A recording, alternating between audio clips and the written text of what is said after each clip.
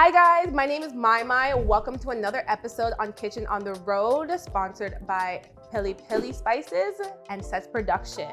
So basically what I do, just a little background about myself. I have two businesses that I run. I have MyMy Events, which I am a wedding planner and event coordinator. So I can do any events, talking about corporate big company events, to fetes, to birthday parties, to bridal showers, anything in between. I'm also a wedding planner, like I said, and I also have another business called MyMy, where I create amazing resin art, personal and preserved flowers as well. You guys will be able to click below and see my names and be able to follow me. So today, I will be cooking some Jamaican Saltfish Fritters.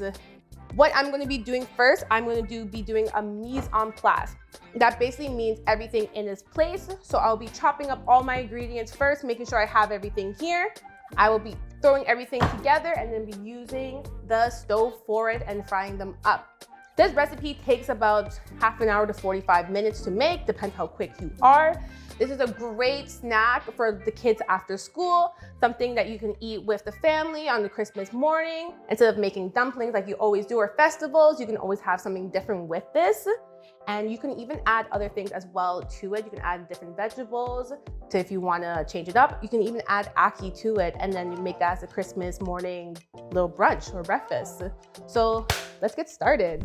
What I'm going to be doing is I'm going to be getting the hot oil into the pan first and make sure that sits and gets hot enough while we do our mise en place and we cut up everything and combine it together. So I'm going to be pouring about ½ an inch into the pan. So first I'm going to set it on a medium, nothing too hot, nothing too crazy because you really don't want to burn them. You want them to be able to cook for about a minute on each side. So I'm gonna pour just a little bit of oil here. So you can usually use vegetable oil or canola oil. Don't know how to pronounce it properly. And you want to make sure that you get just enough because again, the moisture from the batter is going to suck up all the oil. So you want to make sure you have just enough. I think I just have perfect amount of oil.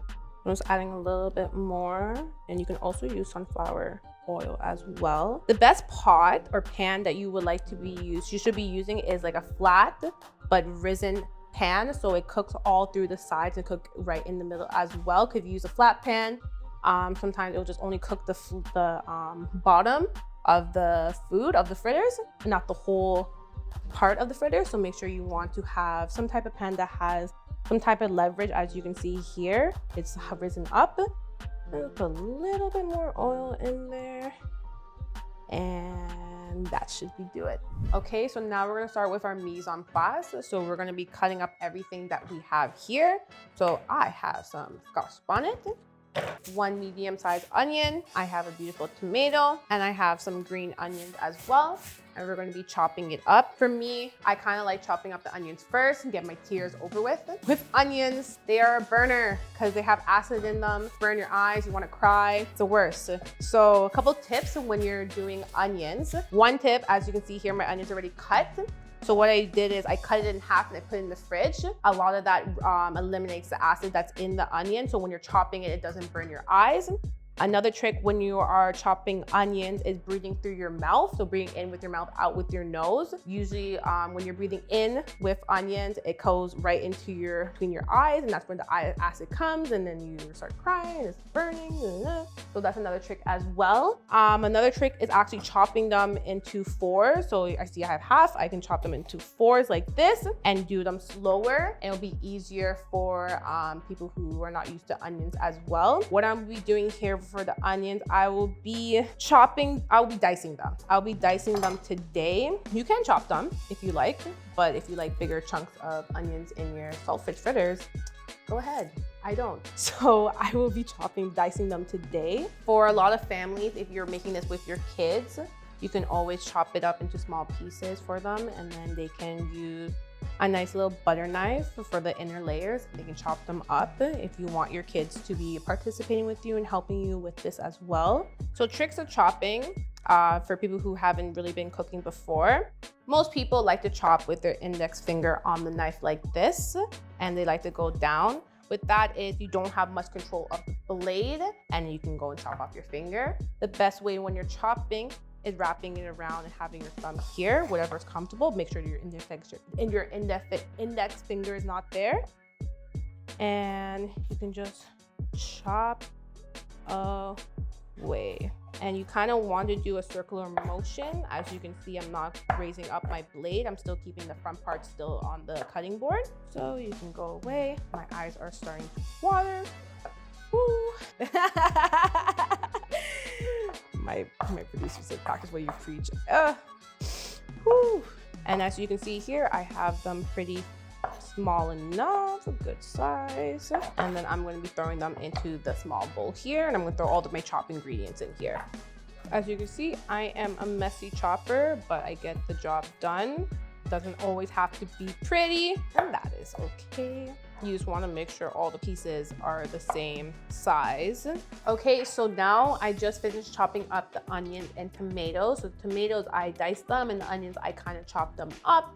Depending on how you like your onions, you can make them chopped or you can have them diced. Next, I'm going to do the Scotch bonnet. So for the Scotch bonnet, it calls for, I'm going to use 2. The recipe calls for 1, but when I did the test run, I did 1 and it wasn't really hot enough. So I'm going to use 2 of these. You can use as many as you want. Depends how hot you like it. Depends how cool you like it. So yeah, I'm gonna use 2 of these. I'm gonna chop them up really nicely and then we'll throw them in. And last but not least, it will be the green onions that we'll be chopping up next. Make sure you take out the seeds, because nobody wants to eat some seeds. None, sir.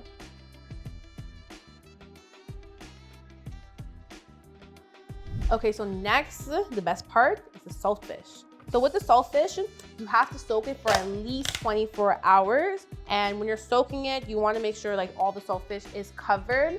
You want to change the water about like 2 to 3 times. It really depends on how you like your saltfish. I like mine salty, but since I'm cooking today, obviously I changed the water about 3 or 4 times. If you are in a rush and you need to soak it only for 12 hours, the best way is to soak it in cold water for as long as possible, and then put it in like hot water, really, really warm water for an hour. And then that will really help the saltfish as well. And plus, it stinks. So it's best to soak it as much as you can. So I'm adding the saltfish in, and then I'm going to put half a teaspoon of pepper, and then a full teaspoon of salt. Again, you can eyeball this, it's up to you. I'm going to be throwing it on the saltfish. So I'm just going to do a little bit drizzle like here. And then for the salt, I'm not going to add much because again, we're working with saltfish, so it's already salty. Perfect. And then now I will be combining all of my chopped ingredients, all my mise en place together with the saltfish. And then I am going to prepare the flour and the water as well. Okay, so I have my onions, I have my green onions, I have my Scotch bonnet, I have my tomatoes, and I have my salt and pepper and my saltfish in the bowl. I'm gonna use my hands, it's up to you again. I'm gonna use my hands to massage and break up the saltfish and mix it in with all the chopped ingredients. You can always use a spoon or a spatula to mix up if you don't like touching. So I'm gonna go right in and I'm going to break up the saltfish. I like doing it in the bowl with all the chopped ingredients. Don't be afraid to get in there. Sometimes the saltfish, you need to like break it up. The reason why I'm breaking it up like this because it wasn't in water when I poured it out, so that's why it's kind of still like tacky, not tacky, but like still stuck together or not hard or not easily to break apart. So I'm just slowly gonna break apart, just rip it apart, just shred it. I always love using my hands. Forks and knives and spoons and spatulas don't do it for me, unfortunately. Okay, so I'm done basically breaking up all of the saltfish. I mixed it all together with the onions and tomatoes and the Scotch bonnet and the green onions. And I'm going to be adding the flour and the water next. Again, you can use your hands to mix this, or you can use a spatula or a spoon to mix this. So we have 1.5 cups of flour and 1 cup of water. With the water, I would like, it would be best to pour it slowly in. With the flour, you can pour most of it in, just like so. And then you can slowly mix, because again, the saltfish is already moist. So sometimes you don't even need much water for this, as you can see here. Okay, now I'm gonna add a little bit of water. You can see how dirty my hands are already. Okay, so it's probably 1/2 cup of water I added. I mix it together. You don't want it too sticky, but you want it sticky enough that you can make it into kind of like a dumpling-like, not dumpling-like, but flat-like, coin-like with the saltfish. And then after that, after mixing all of that, we're gonna start frying them. So now we're gonna be frying our saltfish fritters. A little trick that I like to use to know if the water is hot enough, sorry, the oil is hot enough, I use water to splash a little bit on the oil. You can see it's boiling just a little bit like this. You can hear the crackle and pop. And usually with that means the water is ready. I'm there, just do like a little dab like that, like that. And you can see it's boiling just a little bit. That means the oil is hot and it is ready for salt fritters. So basically what I'm gonna do now, it's totally up to you how you wanna use it. I like using 2 spoons, easier for me to scoop out the salt fritters and put it inside the oil. With the salt fritters, you have to make sure that they are flat. They are not rounded, because again, you're cooking with fish. You want to make sure it goes cooked all the way. So I scoop one, I scoop it into the other spoon, and I let it go right in here, and I flatten it just like that. And usually you want to wait until it's all crispy and golden around the edges, which will take about 30 to 45 seconds. It depends on how much you're using, and you don't want to use as much. You want to use about this much size spoonful of it, because again, they're not supposed to be balls, they're supposed to be flat. You want to make sure it cooks everywhere. I'm just going to put a few in here. So once it is golden, we'll flip it, cook it for another 30 seconds on the other side, and then put it on the plate. On the plate, you make sure that you have some type of paper towel or something that absorbs the moisture of the oil, because you don't want to be eating just oil on it. And yeah, this is it. So I like to use tongs, or you can use a spatula if you're skilled. Tongs are much easier to move them, see how they are. So this was the first one I put in. It's still cooking. As you can see, it's still a little golden, but it's not fully cooked yet. So we're gonna cook it just a little bit more, maybe for another couple more seconds. All right, so now I'm going to be flipping these. So you want it like beautiful. Look at that. Ooh. You want it just like that. You could get a little bit golden if you want. Again, it's up to you how you like it, but a little bit crispy, a little bit brown. That's how you want it. And it's okay if it's not perfect. You make sure you have them flat enough that they cook all the way and they're not big balls and that they're golden. Okay, so now I'm going to be removing the fritters and I'm going to be putting them on this special Japanese paper towel that we found here. So you make sure you want some type of like towel or paper towel there to soak up the oil. You don't want to be eating oil and having it all upon your face. Again, it doesn't have to be pretty, but see how they're flat. They're not rounded as much, and they're cooked all the way through. So now we're gonna start our next batch. So take this one out, and basically you just repeat. Again, put as many fritters as you like in there. Alrighty, so now the saltfish are all done. As you can see, they're so beautiful, they're so crispy. So just like a rundown again how I made them. So I did chopping, I did the mise en place. So I chopped all the tomatoes, I chopped the scotch bonnet, I chopped the green onions, and I chopped the onion as well, combined together with the saltfish and broke it down. Added salt and pepper, and added that, I sprinkled a little bit of the flour. I used probably about a cup and a bit of it, and then I use a little bit of water to make sure it's mixed together and make sure it's all sticky. And then after that, I fried it, and now they are looking so juicy and so amazing, but I'm not trying it. My good friend is actually trying it, so round of applause, please. My girl, Morgan. Hi, everyone. Hey, Morgan. Thanks for having me. No problem, girl. So my name's Morgan, and I have a social media and branding agency based in Toronto, the Blades Group. You can find the information down below. And I can't wait to try these fritters. Yeah, I'm excited for you to try them. I'm gonna give you a little bit. Okay. I'm gonna give you like one, and then you can try it.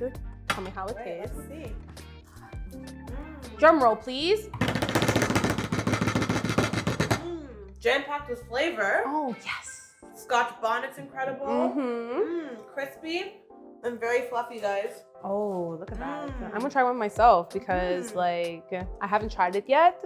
I've been cooking up in the kitchen. So with the fritters, most people, how they make it, usually make it as a dumpling base or a spinner base. Spinners are the same thing as dumplings, but usually it's thinner. This one is more crunchy. So with this one, you can make a sauce. So a sweet and sour sauce or a plum sauce would go super well with this as well. And again, like I was saying beforehand, you can add different ingredients and different veggies into this if you want to make this as a breakfast meal, right? Absolutely. So how is it? So out of 10, I'm gonna give this a 9 out of 10. Okay. I thought it was packed with flavor. It Mhm. was fried to perfection. Okay. And I think you did a really good job. Thank you so much. I really appreciate it. So thank you so much again for Kitchen on the Road, PiliPili Spice and Set Production for having me here. Check out my recipe of the saltfish fritters. Try it at home and comment below and tell me how it tastes. Tell me out on MyMy Spence, MyMy CA, or MyMy Events. See ya. See ya.